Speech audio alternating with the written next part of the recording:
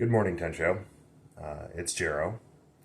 After seeing your comments last night on the video about knives, the fact that you cut yourself again, I've become rather concerned that your technique is not where it needs to be, and if you continue to use dull knives while also having, an imperfect technique, that is how catastrophic injuries occur. You're going to gash open a finger or even lose a finger. So while I'm on my break, I was supposed to be on my break, I figured I would put together a little tutorial on how to properly use a knife for chopping in the kitchen. So hopefully this helps you, and hopefully you won't have to nick those fingers of yours anymore. Anyway, so first thing you need, nice sturdy knife. Obviously you have these, you have sharp, you have dull. I'd rather you use sharp ones. How to keep these sharp. Before you use a knife, you should always run it through a sharpener a couple of times. Keep it sharp. It will dull every time you use it. This is my sharpener, so I run it through. Same direction every time. About 5 or 6 times every time before I use it. Keeps it nice and sharp. So, that's off to the side. The knife is clean and ready to use. We're going to start with a potato. These are easy to cut. So, when you're cutting something, you should use your finger, your offhand. Use your fingers as a guide. There's something called the 3-finger technique.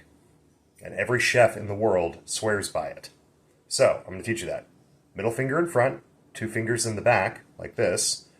And then you curl them, making sure that the bottom of the fingers here are curled in. You don't want them sticking out like that, because that's how you'll cut them. But if they're curled in like this, you can use the flat side of the finger, I don't know if you can see that or not, the flat side of the finger, of the middle finger, as a brace and a guide for your knife. And as long as you control your knife edge, you'll never nick yourself, you'll never cut yourself this way.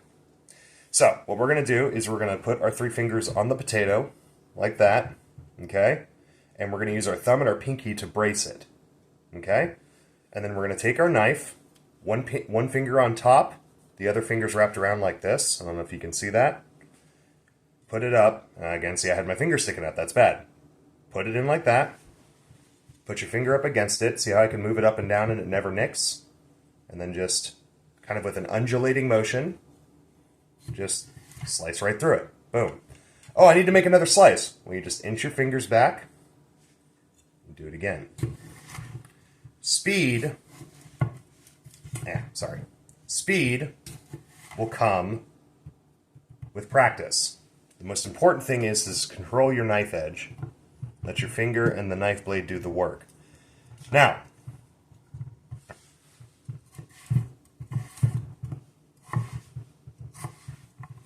so why is it important to do this? Well, and why is it important to use a sharp knife, I guess is what I'm going to get to next. So the reason you use a sharp knife is that if you're using a dull knife, you have to use extra pressure.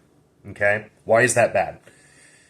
Because if you have to cut and you're having to use extra pressure, your brain is going to automatically make your bracing hand, your offhand, move into positions that help better brace the food so it's not sliding all around. That's how you get thumbs in the way. That's how you get fingertips in the way. If everything on this hand is just smooth, like that, and you don't have to think about it, you can focus on using this hand as the guide, and you can keep your fingers out of risk. It's just a thing we do. Whenever something's fighting against us, we adjust to fight against it. Make sure your knives are sharp. If you use the 3-finger method,